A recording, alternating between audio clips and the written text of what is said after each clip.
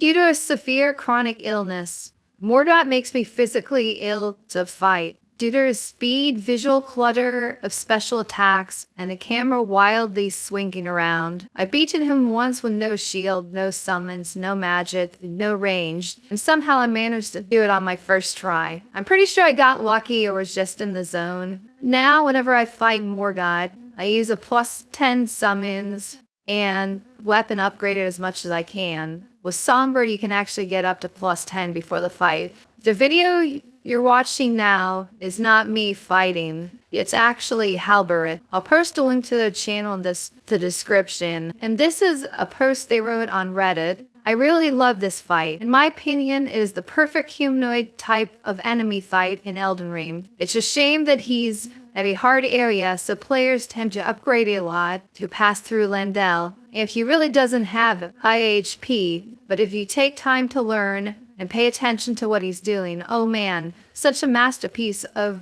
a boss fight. He's also more complex than Melania, way more different attacks and mix-ups, and more fun to fight in my opinion. The Feeble King did several critiques where he criticized the difficulty in boss design in Elden Ring. Then later on, he said that once he eventually learned their patterns after many hours of fighting them, he started to enjoy some of those fights. So yeah, I get it. Some of you like it hard. However, I don't think you should have to spend hours fighting the boss unless you're doing some sort of challenge run or New Game Plus playthrough. However, Elden Ring's normal difficulty already feels like New Game Plus sometimes, even when you summon. Personally, I believe you should have a reasonably good chance beating a boss on your first few tries through intuition alone. I'm not saying all bosses should take 5 to 10 minutes to kill. There should be closer to that, rather than several hours. Since we have multiple cycles of New Game Plus, all the way up to New Game Plus 7, and then on top of that, different challenge runs like not leveling up, there's plenty of ways to impose difficulty without making the default difficulty super hard. Obviously, how quickly you kill a boss is also based on whether you use summons or not. The time estimates I just listed are going to vary a lot.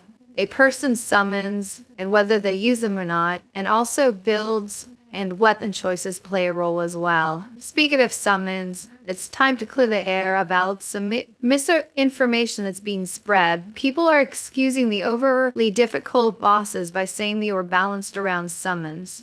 This is mostly untrue. In some ways, it actually is balanced around summons, in that bosses have wide swings, large area of effect attacks, and can switch aggro to the player very quickly. There's one time I was fighting Radahn, he had his back turned to me, then he jumps in the air, does a 180 degrees turn like he's fucking LeBron James dunking a basketball, and then kills me from almost full health. And this was after he was nerfed too, by the way. However, I disagree with the theory that the bosses were made harder to account for summons. You're actually blaming casual players for the reason boss fights feel unfair? That's just an enormous amount of copium to defend beloved Lord Miyazaki. It makes more sense that the bosses are actually balanced around the elite players I spoke about earlier. Go back and play the earlier Dark Souls games. They're so much easier than when you first played them. Many people who have played those games now want more of a challenge. I'm not one of them. I think Dark Souls 2 boss difficulty is peak. I guess I wouldn't mind bosses being a bit harder if summons were available. I do like being able to beat bosses on my own in the earlier games. The summons are nice for your first playthrough and also for roleplay. I have over 20 characters in Elden Ring and try to use different ones that best fit my character in terms of roleplay. What actually motivated me to make this video is a time where I was raging about Morgott. I tried looking online for people with similar experiences. But instead of finding people complaining about his difficulty, I see posts humble bragging about how he's too easy. You can see these posts complaining that Morgott doesn't have enough health and dies too quickly, and many people have upvoted those posts. So it seems a lot of people feel the same way. I do wonder if he was so easy on the first playthroughs, though. This gets into the whole get good elitist mentality of the Souls community, which is a topic that could be an entire video on its own. Berto Please has a 90-minute video on his channel talking about that. So until I get the motivation to do another video essay about that topic, I'll just refer people to his video on that topic. So now let's get into what I alluded to in the title and the topic of this video, the DLC. If you look at the Steam rating of Elden Ring, it's quite high. Compare that to the DLC score, which is significantly lower, and for the last 30 days, it's an abysmal 66%. This is because most of the fanboys bought the DLC when it first came out and most likely rated it positive. In terms of difficulty, I don't actually think the DLC is much worse than the base game, but maybe it's different without summons. I also didn't like how spread out things were and how confusing the map was. Maybe some people like geography puzzles, but it was just tedious and boring for me. The scattered fragment system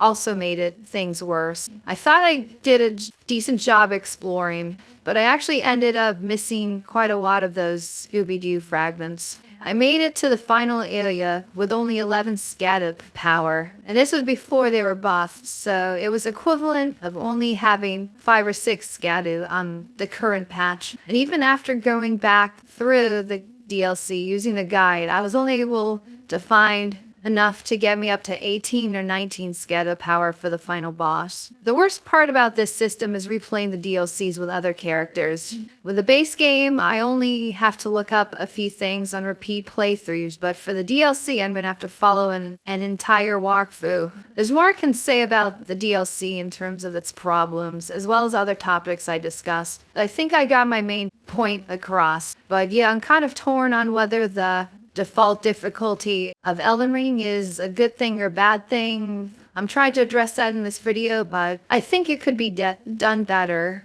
I'll just leave it at that. If you're interested in more of these type of videos, let me know in the comments. I mainly do Elden Ring and Dark Souls 2 gameplay videos, and occasionally fun AI videos about those games. More of those are coming out soon, but I will consider doing more video essays if people like this video. Well, anyways, thanks for watching, guys, and be sure to drop a like if you enjoyed the video. It really helps a lot and lets me know what type of videos to do in the future.